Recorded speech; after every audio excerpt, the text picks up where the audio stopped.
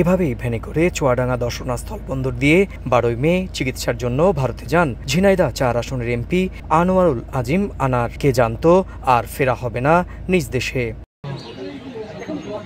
কলকাতায় পৌঁছানোর পর থেকেই যোগাযোগ করতে পারছিলেন না পরিবারের সদস্যরা। ঢাকার গোয়েন্দা কার্যালয়েও যোগাযোগ করেন তারা। নয়াদিল্লি ও কলকাতাও করা হয় সাধারণ ডায়েরি।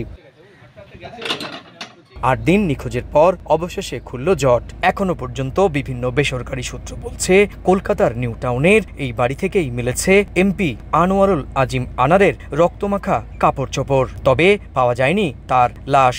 জানা গেছে, ভারত ফেরত 3 জনকে ঢাকায় গ্রেপ্তারের পর গোয়েন্দা তথ্যে নিউ টাউনের সঞ্জীবা গার্ডেন্সের একটি ফ্ল্যাটে অভিযান চালায় কলকাতা পুলিশ ও কেন্দ্রীয় গোয়েন্দা সংস্থা। এরই মধ্যে তদন্ত শুরু করেছে ভারতের গোয়েন্দা সংস্থা ও কলকাতার টাস্কফোর্স। খতিয়ে দেখা হচ্ছে বাড়িটির সিসিটিভি ফুটেজও। জানা গেছে, পশ্চিমবঙ্গে গিয়েই দীর্ঘদিনের পরিচিত বরানগরের গোপাল বিশ্বাস নামের এক বন্ধুর বাড়িতে উঠেছিলেন আনার। 2 দিন পর বাসা থেকে বেরিয়ে আর ফেরেননি তিনি। পরে উদ্বিগ্ন হয়ে থানায় গিয়ে নিখোঁজ ডায়েরি করেন গোপাল।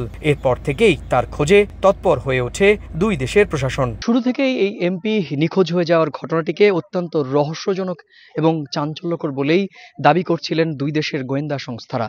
এবং শেষ পর্যন্ত সামনে এলো এই করুণ পরিণতি। আর যা দেখে বিস্মিত খোদ তদন্তকারী কর্মকর্তারাও। কলকাতার নিউ টাউন এলাকা থেকে সুব্রত আচার্য, সময় সংবাদ।